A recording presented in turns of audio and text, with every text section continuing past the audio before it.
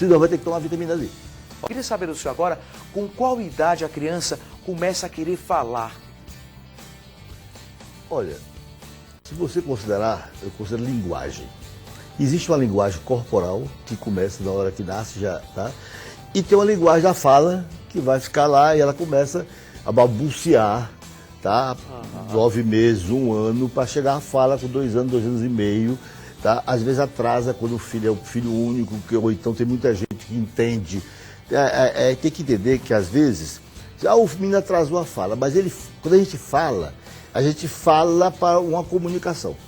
Se você chega em casa e diz, e aparece a pessoa que lhe dá água, então ele não precisa dizer água, porque a pessoa entende, ele está comunicando, a pessoa entende. Então, em geral, o filho super protegido, acontece isso, sabe? E a superproteção, eu quero chamar a atenção a um parênteses aí, porque a superproteção, que é frequentíssimo, principalmente se é um menino adotado ou se é filho único, tem que ter muito cuidado. Porque a superproteção você infantiliza e torna adulto sem curiosidade, adulto sem estímulo para vencer na vida, porque ele sempre teve tudo sem dificuldade. Ele não precisou lutar por nada, né? Tá? E aí quando nós vamos falar de comida, porque a comida, você comer é um ato de conquista.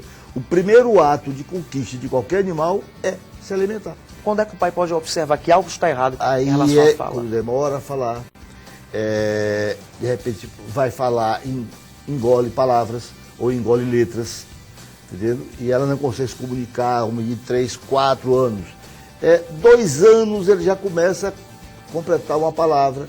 Agora, depois de um certo período, em relação com outras crianças, aí você procura orientação. E a fala correta, doutor, a partir de qual idade? Olha, 5 anos ele está falando corretamente. Então, já tá 5 anos. Frases, Até lá os pais podem ficar tranquilos, né, isso, doutor? Lógico que aí tem um acompanhamento, porque nada é assim. A partir de tal data, tudo é um crescimento, evolução e um aprendizado. Ela começa e aquilo vai crescendo. Então, com 5 anos ela forma frase e estrutura pensamento. Ana Júlia tem 5 meses. A mudança de alimentação começou há pouco tempo.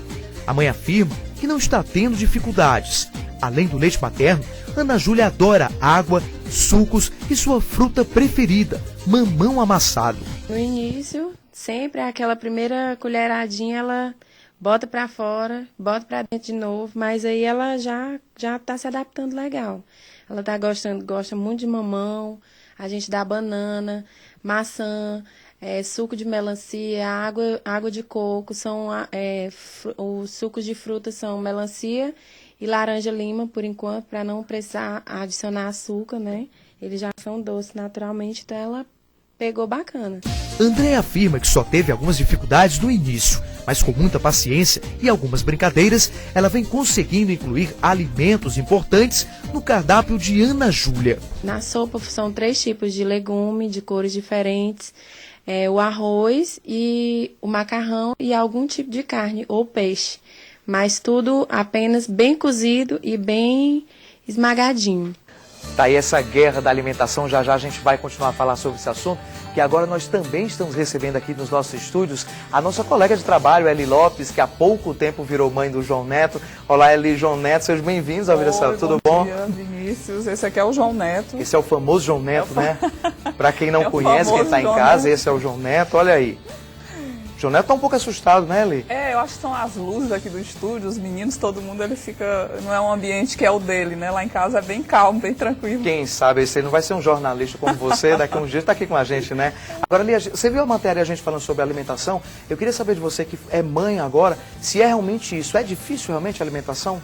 É difícil, Vinícius, porque a gente tem, como é mãe de primeira viagem, a gente pergunta para um, pergunta para outro, o que é correto, o que não é, e sempre tem uma opinião diferente e a gente quer testar para ver se consegue alimentar corretamente e sempre acaba errando, lógico, né? Eu acho que a partir do 2º filho você já acerta mais. E quais são as principais dificuldades que você está enfrentando aí com o João Neto? Nesse caso, o João Neto ele fez 8 meses essa semana, ele está com 2 dentinhos, e ele está um pouquinho enjoado por conta do dente e está enjoando a comida também.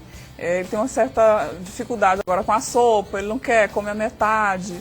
E aí ele dá preferência ao leite antes de dormir. As frutinhas ele come a metade também. E essa semana especialmente, eu acredito que seja por conta do dente, Tá com sono. Ele está colocando uma certa dificuldade para se alimentar. E aí, doutor Noronha, vamos ajudar então a Eli e o João Neto. O que é que ela faz nessa Ele hora? vai já brigar comigo aqui, Vinícius. Não, a gente Comigo e com o João. achei alguns princípios. Primeiro, é que a gente tem a preocupação das mães com o alimento porque ela é mãe de uma cria. Entendeu? Então, e ela fica preocupada demais quando a criança não está comendo alguma coisa. A cria vai morrer. Eu já disse, eu não conheço uma criança que tenha morrido de fome com comida perto. Então a criança deixa de comer por duas razões. Ou está doente, ou é hábito. Só dessas duas razões. Se não, ela come. Mas e comer é um ato de prazer. Por exemplo, esse gesto que você faz de pegar uma comidinha, por exemplo, e botar na boca do filho, ele sempre tem que ser um gesto de carinho. Por quê? Quando você está com seu marido, lá comendo uma picanha, que ele pega um pedacinho de picanha e bota na sua boca, ele está dizendo o quê? Está tendo um cuidado, né? E dizendo, meu bem, essa picanha está ótima, igual aqui o pedacinho que eu botei para você, porque eu estou levando uma coisa gostosa. Então, esse gesto, que eu digo para as mães, olha, esse gesto nunca deixa a babá começar a alimentar com seu filho, começar ela a alimentar seu filho. Você tem que começar, a mãe. Porque esse gesto é importantíssimo para estabelecer relação afetiva e estabelecer diálogo. Doutor, e como é que deve ser a mudança de alimentos? Olha, no primeiro momento a criança vem com leite materno, tudo como eu falei, é uma progressão. Você começa com suco de frutas, de pouquinho, suco de fruta. O suco de fruta não é refresco, o suco de fruta é natural. Nada de comprar, você compra suco de fruta em caixotinho, não sei o quê, você vai viajar numa eventualidade, mas em casa dê fruta natural. Não. Sabe, dê fruta natural da estação. Até para descobrir o que é que ele gosta, né? E aí, exato, aí você vai dando de pouquinho, joga tudo que é mamadeira do mato. Olha aí, João, não pode mais tomar o leite seguinte, na mamadeira. A mecânica da mamadeira...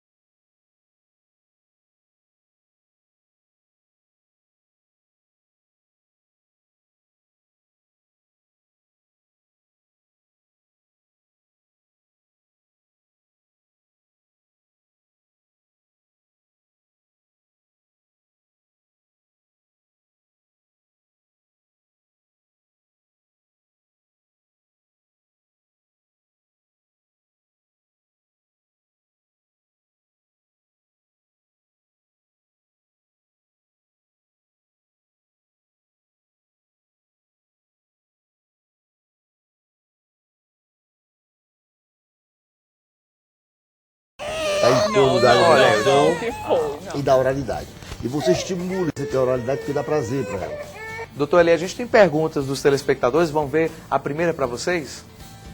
Doutor, no caso de engasgo, o que a gente deve fazer? Então, doutor Noronha, esse é um momento que deixa muito a mãe assustada, não é, Eli? Você geralmente fica apavorada, sem saber como reagir, né? O que a mãe deve fazer nesse momento? João Neto saiu, foi tomar uma água, tá voltando ali para lavar, né? Então, doutor. Olha, engasgo, se você tivesse um boneco aqui, a gente poderia demonstrar melhor. Então você bota a mão no peito da criança, dá uma batida das costas dela para ela colocar o engasgo para fora. Sim. Dependendo do engasgo. Porque aí tudo depende. Né? Se é um engasgo que você viu que o menino está sufocado, você vai embora dessa manobra, mas vai começando a levar para o médico, procurando levar para Pode ser mais grave, né? pode ser mais grave. Você não sabe a intensidade. Mas às vezes um tapinha resolve. Um tapinha nas costas. Então. E às vezes também tem um engasgo, tem alguma doença, por exemplo, refluxo, que é muito frequente no engasgo da criança. Ele dá o refluxo, ele reflui, o estômago volta a comida, não tem, é uma falta de amadurecimento do aparelho digestivo. Então precisa ter cuidado. Aí eu também aproveitar e falar da febre. Toda mãe tem a febrofobia. Tá? O menino deu febre, ela bota o menino nas costas e sai correndo no meio do tempo. É assim, ali? Com chuva, você... Mais ou menos isso. Com chuva, fica sem assustada chuva. com tudo. E febre é defesa. Você tem que aprender a olhar um termômetro e olha a criança e você vai acompanhar. Depois de 38,5 que você dá um remédio Começa de febre. Antes disso, não precisa, porque a febre é defesa.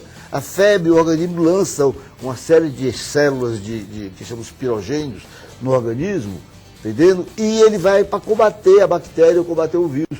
É um exército de defesa. Você dá um remédio para a febre, aí o exército para.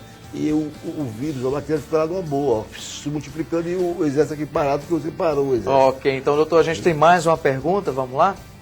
Doutor, andar na terra faz bem? Então, doutor Noronha, essa é uma discussão que a gente acompanha desde sempre, né? Andar na terra, a criança brincar na terra, pegar na terra, isso faz mal, faz bem para o organismo? O que o senhor tem a dizer? Faz bem, inclusive, para o adulto. Inclusive, nós temos que fazer terra, fio terra. Todo eletrodoméstico tem um fio terra. E hoje, com os sapatos, os tênis, etc., ninguém faz o fio terra. A criança, você tem que colocar, deve colocar, brincar com a terra. Se você vai lá na cerâmica lá do Riputi, providencia lá uma argila e molhe, deixa a criança brincar. Lógico, você pode até esterilizar, a argila é bom para ela, gosta disso aí. Lógico que você não vai ter que ter cuidado com a terra, se cachorro não defecou da terra, uma terra limpa, você vai botar na lama.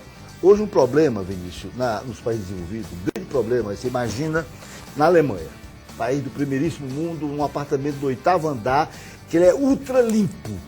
Ele é ultra limpo, né? Você imagina um apartamento do 8º andar no edifício em Berlim. Então ele é ultra limpo. Então o que acontece? Essa criança não se defesa.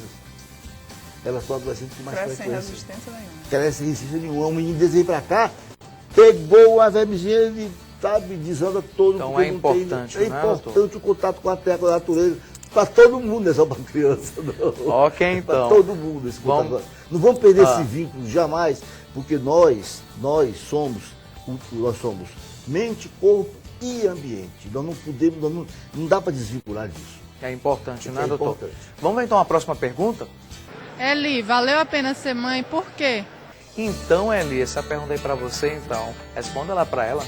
Olha, valeu demais. Eu acho que eu faria tudo novamente. Eu esperei muito até ter certeza, porque eu queria estar preparada para cuidar de um serzinho tão pequeno e não perder a paciência, ter todos os cuidados possíveis para educar, e ele derrubando tudo aqui no estúdio. É normal.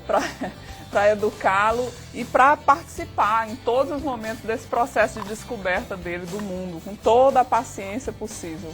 É uma experiência que toda mulher deveria passar. Ok, então aí o João Neto voltou depois da água, voltou bastante ativo. Destruindo tudo. Doutor Noronha, para encerrar rapidinho, a sua dica aí para os nossos pais. Nossa cultura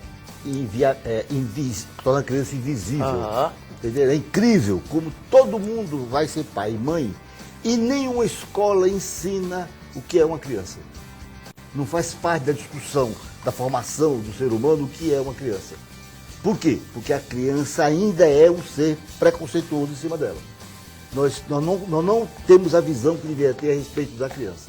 A criança ainda é um objeto do nosso mando, é um objeto que nós dizemos, certo é esse, tem que fazer dessa forma, e não levamos em conta a resposta dela, e nem a criatividade dela. Então nós levamos em conta isso aí, porque a nossa cultura ela é tremendamente detratora em relação à criança. E isso repercute na violência, repercute na delinquência, repercute na droga, sabe? Porque nós não temos o olhar que deveríamos ter para a criança. Então,